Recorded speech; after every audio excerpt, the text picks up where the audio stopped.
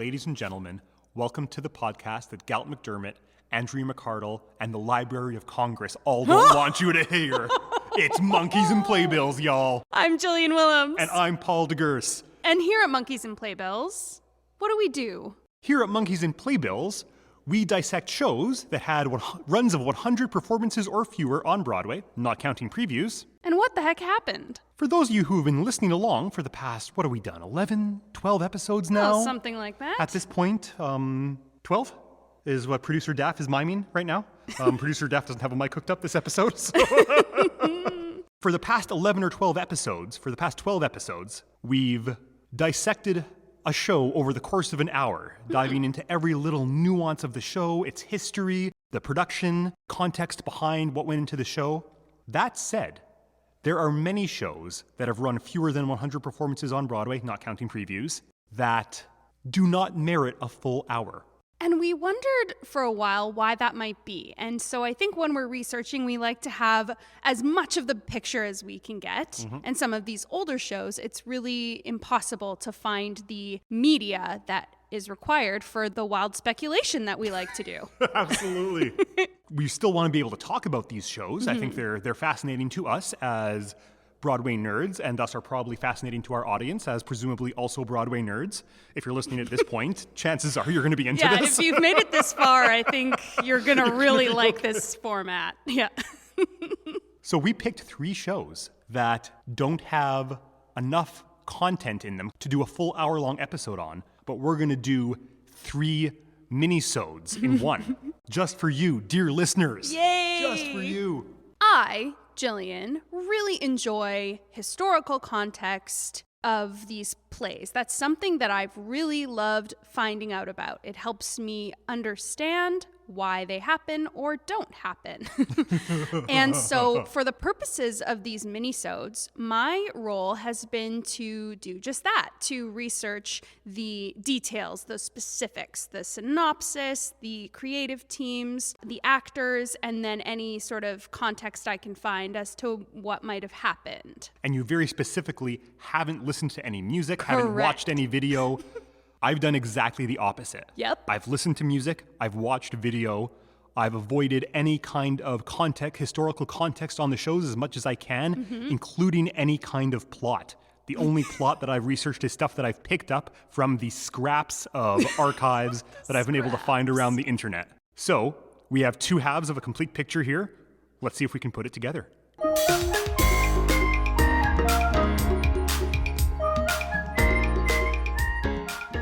What's our first episode, Jillian? What's our first show? The very first show we're going to discuss today is called Dude, or The Highway Life.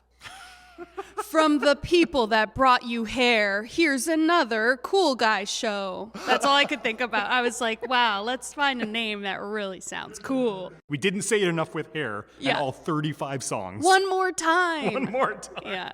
Previews for Dude began at the Broadway Theater on September 11th, 1972. It opened on October 9th, 1972, and closed on October 21st, 1972. After 16 previews and 16 performances. We love symmetry. Yeah, there we go. Yeah, we love that. 16 performances. Yeah. Out of the 3 shows we have here, Dude was probably the quote-unquote easiest one for me to research because they did cut a complete cast recording that's available on online streaming services. Okay, So I was able to listen to the full cast recording and find some stills. Here's what I know for sure. Okay. It's about a guy who likes leather jackets and likes highways. Oh, sure. And that would make sense. He is kind of a tool, and he sings just a lot of rambling songs that don't go much of anywhere, much like Hair, but Hair has kind of the advantage of being this hippie flower child musical. It really works. Yep. This one didn't work so much for me, but that said, that's all the information I was able to find. So with that information, I am going to wildly speculate and see if I can figure out a plot synopsis for you. I can't wait. So based on the information I have, Dude is about a man named Dude who has a leather jacket and hitchhikes around America. Okay. And he falls in love with a woman probably named Lady or Woman or something equally Yeah. as disrespectful. There's no point in No. finding a name for a female character. No, especially not in this case, because if I had to guess, That would be dude just silly. goes, "No, I don't want anything to do with you. I'm too much of a free spirit," and continues to hitchhike around the highway, contemplating the meaning of life and how futile capitalism is and how much Vietnam sucks. So, Hair. Hair, but on tour. I should mention this is by Galt MacDermot, who Yes. wrote Hair. Yeah, and Jerome Ragney. So the Yeah. same team. Exact same team. And director as well. They'd had two big successes. They had Hair and Two Gentlemen of Verona. So at this point, and I promise I didn't look up any context, this is just me freestyling. At this point, Galt MacDermot is kind of a golden boy, almost. Like this is Lin-Manuel. Right. Height. After In the Heights, Yeah. after Hamilton, this is his follow-up as Dude. Like this is the stage I'm setting here. Jill, what did you find out about Dude? Less than you. Oh no! Everywhere I looked, the synopsis was quite short Great. and really didn't have detail at all. Yeah. So this is what I found, and I found it on Wikipedia. And it says that Dude is an allegory about good and evil, the conflict between mankind's creative and destructive urges, the power of love, and the joy to be found in simple pleasures. So Pippin. Right? Which was like kind right of. around the same time. Same Tony year. Same Tony. This is the same Tony year as Stephen Schwartz's Pippin. I'm almost positive. Oh, that's so bananas. So we're seeing echoes, Yeah. obviously, of Dude Yep. in other more successful musicals. Absolutely. So that's all I found. That's so interesting. And then in the New York Times review, there was like a bit more information about Yeah. the plot, but it was still like convoluted in that like I couldn't quite piece together what was like opinion and plot, you know? That was my experience listening to the soundtrack as well. I mean, Galt MacDermot's never been a musical writer who writes to advance a plot. Right. I mean, this is what was exciting about Hair. Is Hair was this kind of rock music, and it was taking musical theater and musical theater storytelling in a different direction. Yeah. And that's why it was so exciting and so mind blowing. Oh, yeah. In that sense, for that reason, you can listen to something like the Hair soundtrack, and it just plays like a hippie rock album.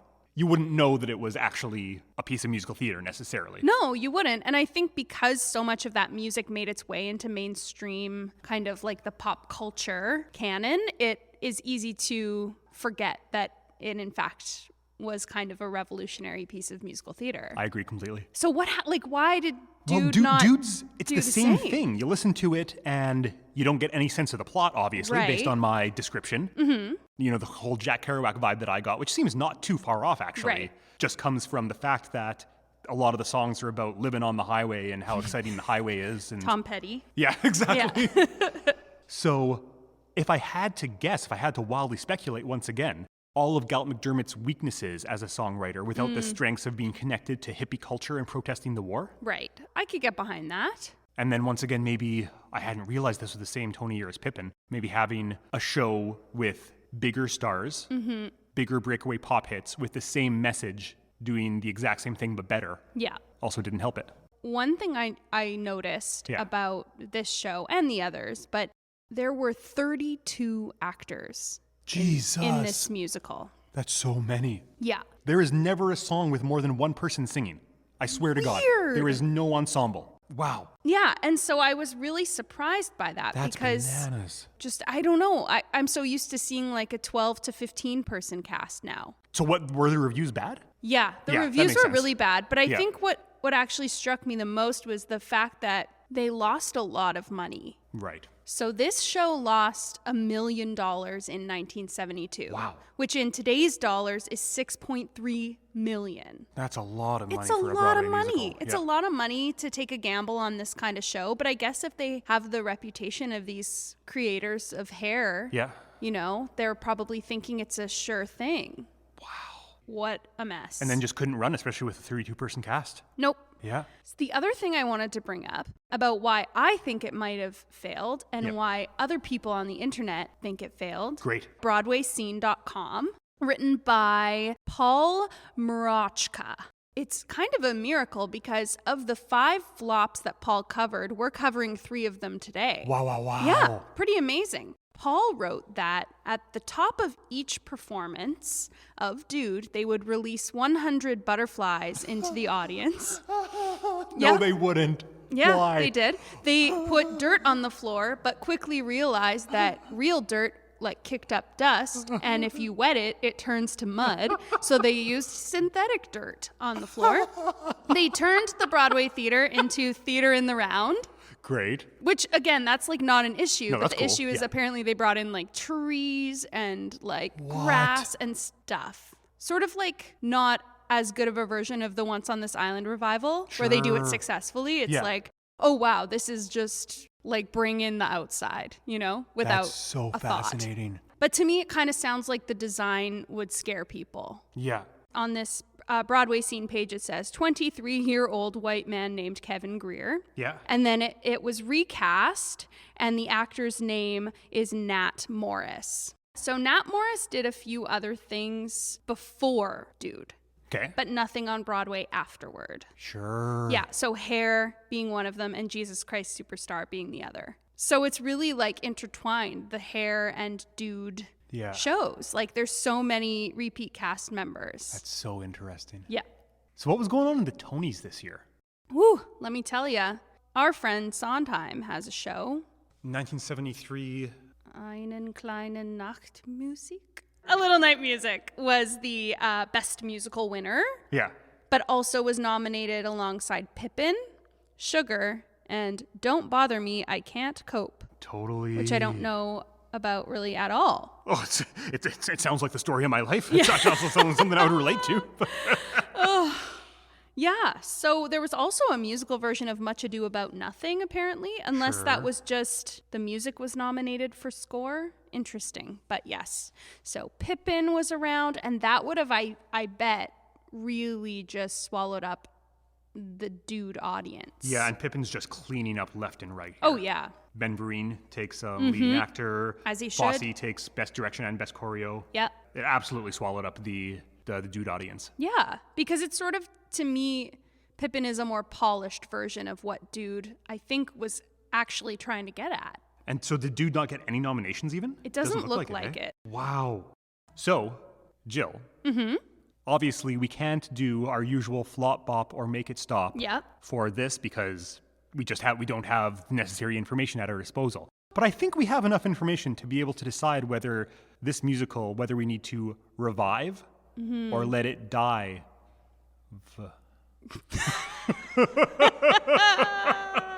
So I obviously haven't heard the music.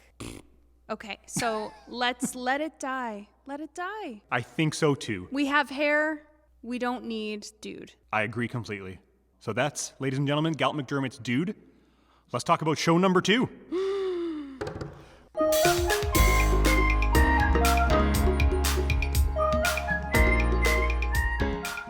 Jill, what is show number 2 that we're talking about?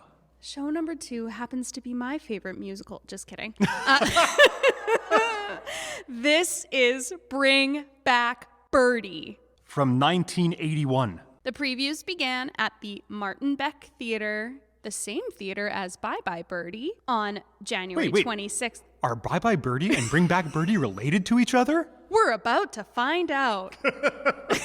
So they both opened at the same theater. Previews began at the Martin Beck Theater, the same theater as Bye Bye Birdie, on January 26th, 1981.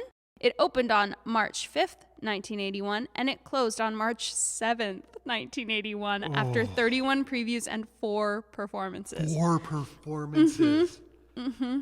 Once again, I've done my best to avoid a plot synopsis. Yep, That said, this is obviously a sequel to Bye Bye Birdie, right? correct. This is Charles Strouse, same composer. Yep. Same, one of the same stars, Cheetah Rivera. Literally same everything. Same everything.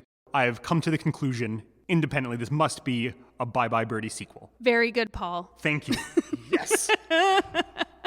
I would love to hear your synopsis based on the few things that you So here's saw what and I was heard. able to find. I was able to find not a full soundtrack, Okay, a few songs Mm-hmm. from the soundtrack on YouTube, great. as well as there was a full bootleg archival of Act 1. Right. I didn't watch that. That felt like cheating for our purposes. It is But I did cheating. watch, they had some Yeah. clips of it up that I was able to watch. So I've seen a few clips, and I've seen a bunch of production stills of Cheetah Rivera and Donald O'Connor. Yep. My best friend, love of my life. For all its problems, and there were lots of problems, Singing in the Rain is one of my favorite movies of all time. Yes. And Donald O'Connor is my favorite part of Yep. that movie. I couldn't agree more. That's what I know about Bring Back Birdie. Here, I'm going to give a try at the plot synopsis. Yeah. We have to assume it's a Bye Bye Birdie sequel. Yes. I don't really know Bye Bye Birdie, but I'm familiar with it, passingly. It's about like a songwriter, like an Elvis-style star, right? Yep. And at the end of it, the songwriter gets together with his secretary, who's Cheetah Rivera. It was like Dick Van Dyke originally. So we have to assume they're together at the top of this. Okay. And we're bringing back Birdie. Birdie was the celebrity from the first one. So Birdie comes back from war. Yeah. And Right, because that's where we where we left off in Yeah, Bye Bye at leave the end of off. Bye Bye Birdie. Yeah. It's literally Bye Bye Birdie, you're going to war. Bye bye birdie, birdie, goodbye. Oh, that's not in it? No. Oh. Bye Bye Bay City. Yeah. And it seems like, based on the context of a couple of these songs, that Cheetah Rivera's grumpy with Donald O'Connor, who used to be Dick Van Dyke. She's not happy with him, so I have to assume he did something bad. Maybe he flirted with another woman or something. And Birdie is back? Or maybe she's upset with Birdie. She's upset with someone. We love conflict in theater, We so love it only conflict in makes theater, sense. yeah. But then at the end, because this is a Charles Strouse piece, and because it is a sequel to Bye Bye Birdie, I think everything gets resolved at the end. So I would assume that Cheetah Rivera ends up back with Donald Van Dyke and Who is, for those just joining us, a hybrid. of Donald O'Connor Yeah. and Dick Van Dyke, who are playing the same character from what I understand. And Birdie goes off to war again. Oh. I have no idea if that's true or not. What I do that know would be for sure really is that interesting. Cheetah Rivera has an Act 2 showstopper called Well, I'm Not. That's actually a real banger. It's a really nice song. And I would, actually, Jill, I would encourage you to take a look at it and put it in your Great. book. It's really nice. Thank you. Yeah, that's what I know about Bring Back Birdie. Okay, your guess is as good as mine Yeah, right? about the details, but I'll Yes. tell you what I found on Concord Theatricals. Great. So it says, the sequel to Bye Bye Birdie, 20 years after their adventure in Sweet Apple, Rosie and Albert Peterson, now happily settled into suburban life with teenagers of their own, set off to Arizona to find Conrad Birdie and convince him to make a comeback. And I think there's something about like the Grammys, like he has to come back to perform at the Grammys is the big thing. Right. So, gotta buy me dinner first, is all I'll say about that. Absolutely. That's exactly what it seems like. Right? Let's go get Conrad. What's the deal with Charles Strouse and making sequels to these beloved musicals he writes? He just can't let anything go. Because he wrote this, he also did Annie Warbucks, which is like a right. sequel to Yep. Annie, which is so bananas and so bizarre. In general, who would ever think that a sequel, when has this ever worked? Yeah, no, I can't think of anything. There's only 3 sequels in musical theater that I'm aware of. Okay. The 2 that I just mentioned. Yeah. And Love Never Dies, the Andrew Lloyd Webber God. thing, which is, by all accounts, a hot steaming pile of garbage. I wish we could talk about that one because the plot is really confusing for that too. Maybe we could do it as a Patreon special if anyone ever subscribed to our Patreon. Yeah, send us your requests. So it ran for what did we say? Like 5 performances? 4 performances Four over like performances. 3 days. So what on earth, based on a sequel to a very beloved property, 2 big stars, Cheetah Rivera has just she's crested her popularity at this point, but it's still got to be a draw. Yep. And Yep. Donald O'Connor. Yeah, I have a few ideas, I guess, about why it wouldn't work. First of all, I don't think that Strouse is a particularly gifted songwriter. If we're looking at his body of work, he has written several of the shows that we are going to address on our podcast. Rags, Bring Back Birdie, It's a Bird, It's a Plane. Right. He Golden wrote It's a Bird, Boy. It's a Plane. Yeah. Like there's a lot. And he just happened to strike, because, Nick and Nora as well. do you like Annie? Sometimes. Yeah. I like Annie. I think Annie's a really nice show. Yeah. And so did he just strike gold hard with Annie? I kind of think so. Where it's like the perfect storm where you introduce a bunch of like youngsters and already I think there's like that's a draw Yeah. for a lot of people. It's like, oh, now it's a family show and I'll bring my whole family. Yep. And he got a couple of really nice melodies. And I don't even think Sun Will Come Out is the nicest melody in that show by No, far. I think Maybe is better. Oh, it absolutely is. I was going to say Yeah. the same thing. And that's why they start the show with it. You know what I mean? Exactly. Yeah. Yeah. So if you just look at Strauss's body of work, you're kind of like 7.5 times out of 10, we're getting something not so great. So this has been Strausscast, where we dissect the entire body of work of Charles Strouse. Thank you for tuning in. That's like kind of my thoughts. Obviously, I haven't heard any of the music, so I can't speak to what this sounds like. But even the reviewers weren't so crazy about this music. It's pretty generic and pretty washy, except for Well, I'm Not, which is like a straight up Marvin Hamlish banger. Oh, great. It's very fascinating. We love it. Yeah. We love to hear it. Totally. The reviewer from the New York Times, Frank Rich, sort of found it really depressing as a show. Sure. Because he was like, wow, these people are really trying to make this happen again. You know? Right. And then they were like, that reviewer was waiting for this like great musical number to happen. And then it like didn't happen until Curtain Call. There was like a reprise that they used from like Bye Bye Birdie. And he was like, finally. Right. Like, yeah. So it just kind of seems like not good across the board. And this has got to be the problem with doing musical sequels to successful musicals. Yeah. You're going to be pigeonholed into trying to recapture any of the magic, even in the songwriting that you had in the originals. Yeah. Like we just said, Annie has some beautiful melodies. I'm not a fan of Bye Bye Birdie personally, but it's in revisiting it just now, in researching this show, it's got some melodies that have just stuck with people. So it's not what I sang before. No. Okay. It's not the Bay City Rollers. Yeah. Okay. I get so confused. Yeah. So another thing I learned was that Bring Back Birdie just kept extending their previews. Oh, So no. I guess they weren't supposed to pulled preview a as long as Spider-Man. they did. They previewed 31 times or something. Wow. Yeah, 31 previews, but Sure. they just like they I guess were only supposed to do a few weeks of previews and then jump into shows, but they just kept extending because things just weren't working. The reason for this, for people who are who don't necessarily work in theater but are listening to this podcast, the two reasons for previews are A, you can start getting audiences in for preview performances, but you can still make changes to the show. Yes. You can rehearse during the day and make changes to the show.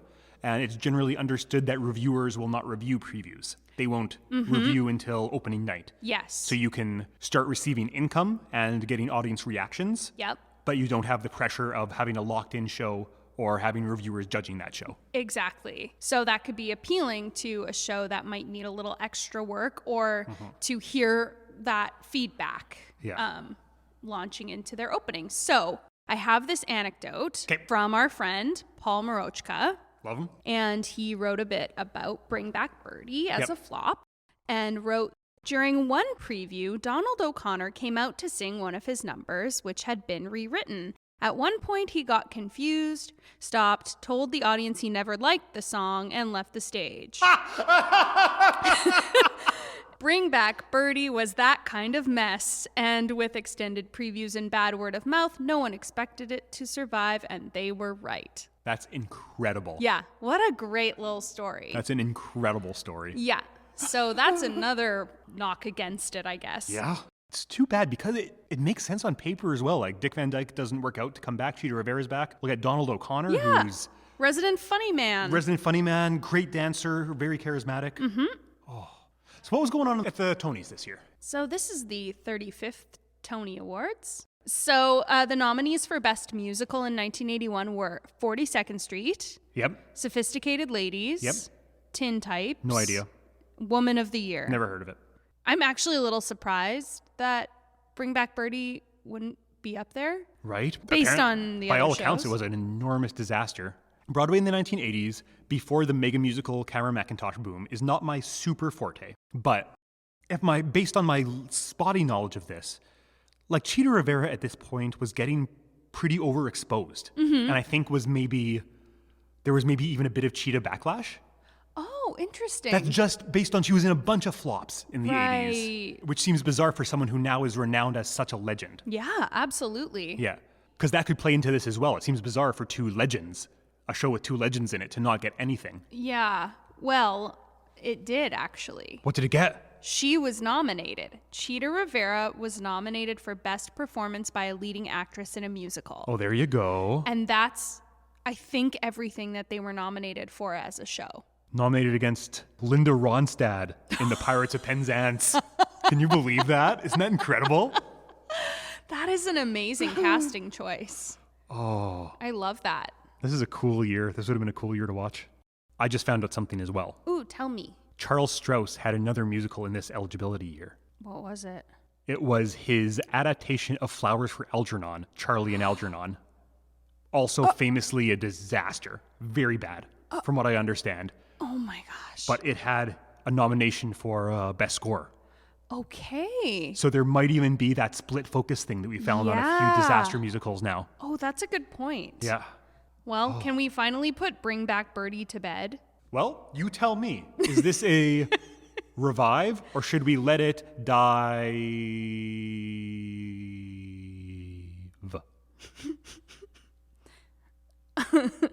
No, not even. The latter. I agree, except for the song Well, I'm Not, Right. which everyone should come and sing at cabarets all over the planet. Let's put it It's in the excellent. Strauss songbook. Put it in the Strouse songbook, exactly.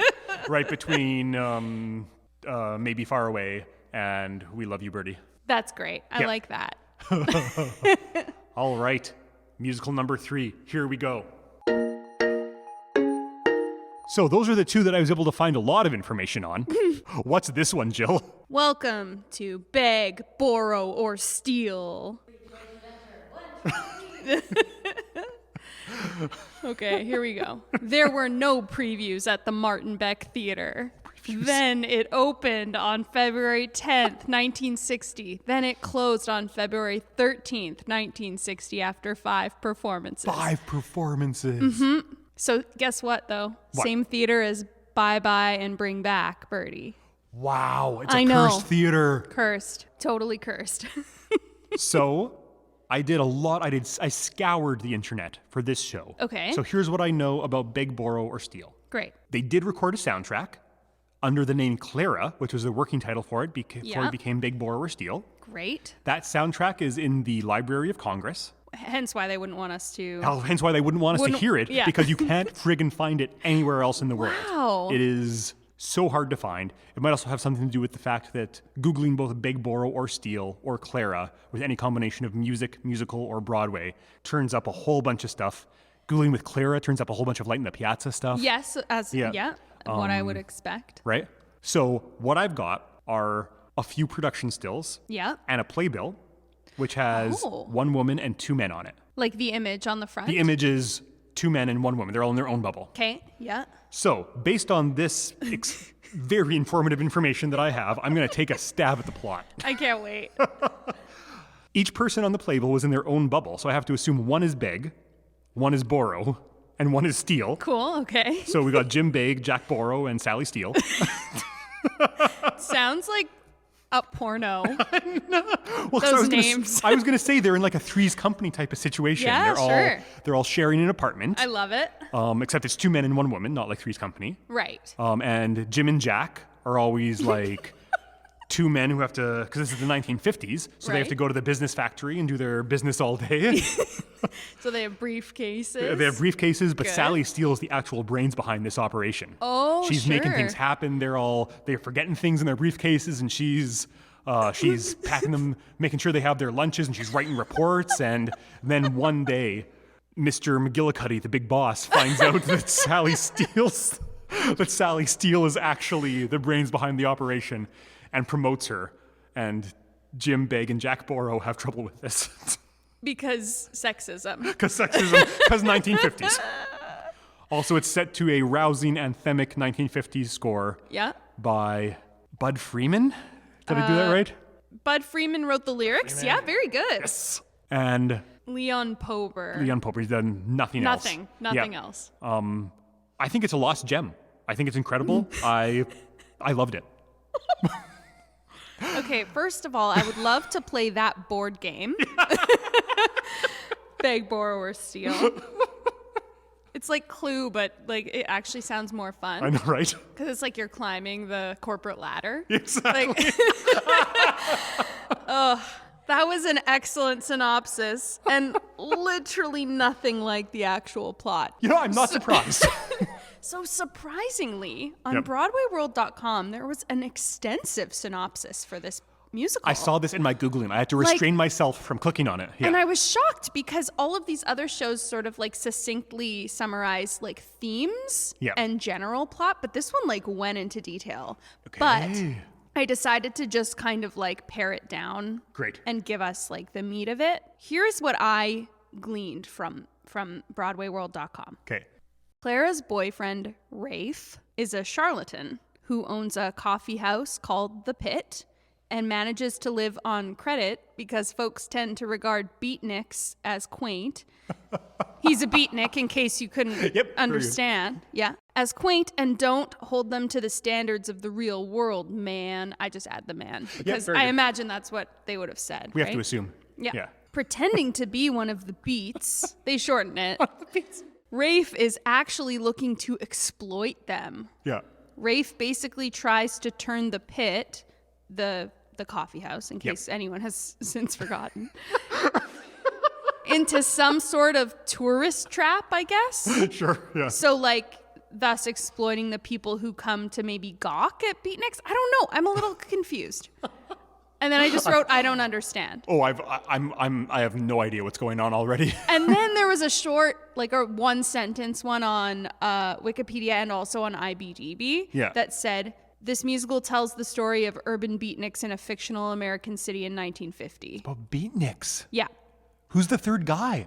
We got Rafe. We've got Clara. Yeah, I don't know. Who's the third guy from the playbill? I think he's another person who's like more honest, maybe. Sure. Who comes in and maybe Clara falls for this other person. I don't know. Great. There you have it. That's Big Borrower Steal. Yeah. This famous infamous lost gem. Yeah. So it's based on a short story, I guess, or a story. Okay. By Bud Freeman, who wrote the book and lyrics. Because he's like a jazz artist or something, right? Or I guess so.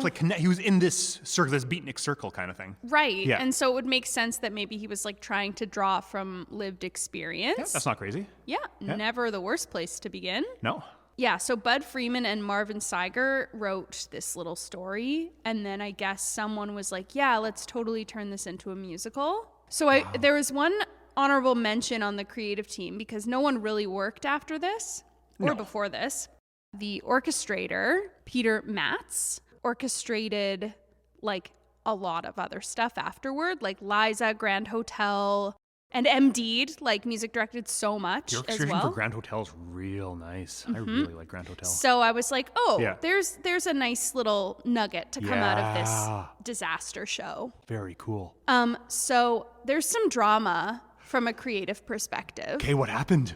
Originally, a person named Billy Matthews was hired to direct this show. Excellent choice, Billy Matthews. But was replaced by one of the actors. Oh, I gotta go. Get him out of there. Replaced by David Doyle. Who was an actor? But did he continue to act as he directed? Who was in the show. Yes. Oh, great choice. So David Doyle. It's great because you can see what's going on from the inside. Yeah, you're it's like, even better than being on the outside. Why don't more people do Why that? don't more people do it?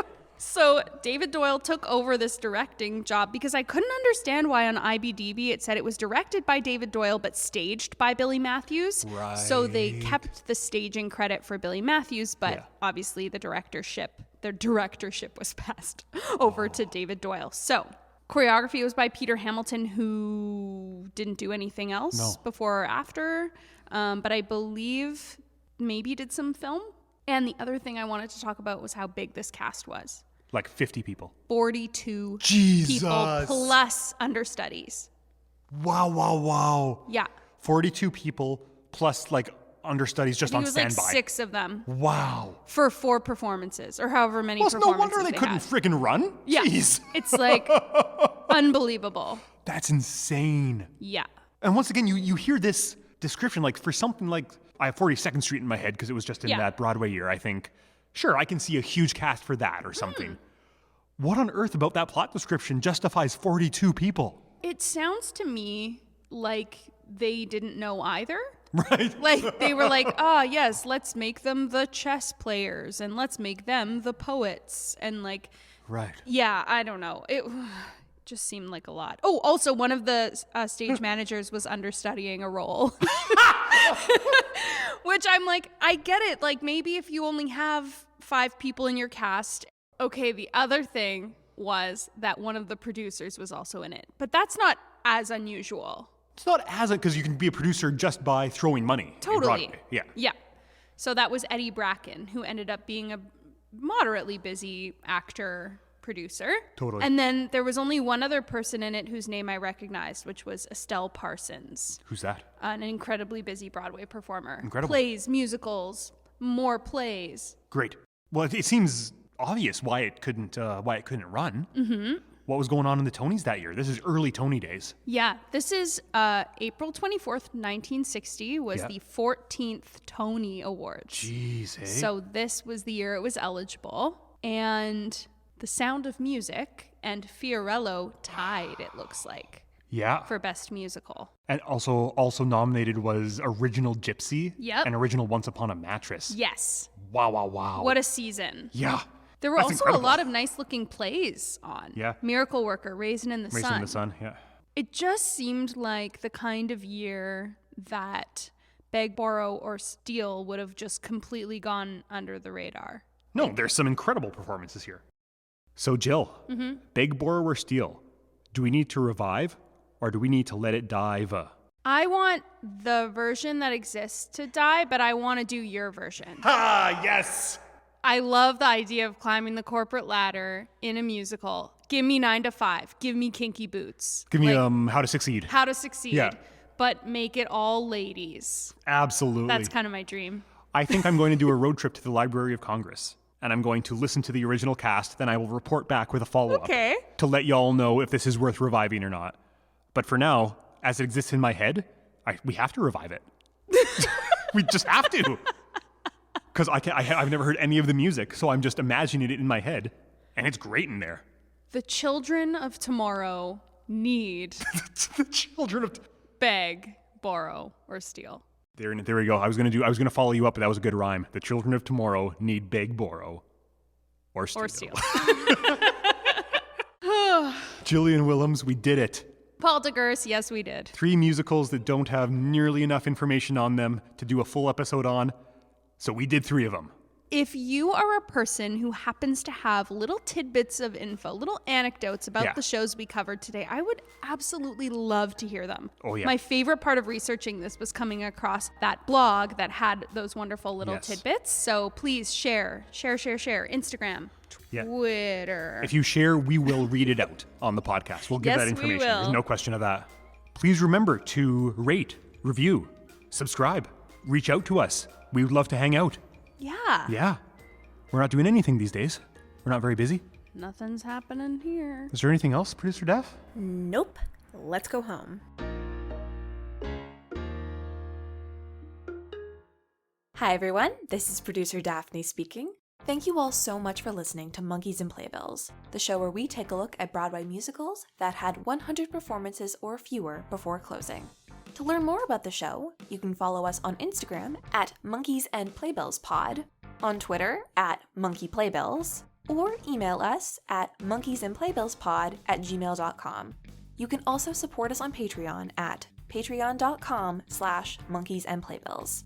Monkeys and Playbills is proud to be a Village Conservatory for Music Theater podcast. Original music for the show is provided by Paul DeGurse, and the show is produced and edited by Daphne Finlayson. Thank you all so much for listening, and join us next week where we take on The Pirate Queen.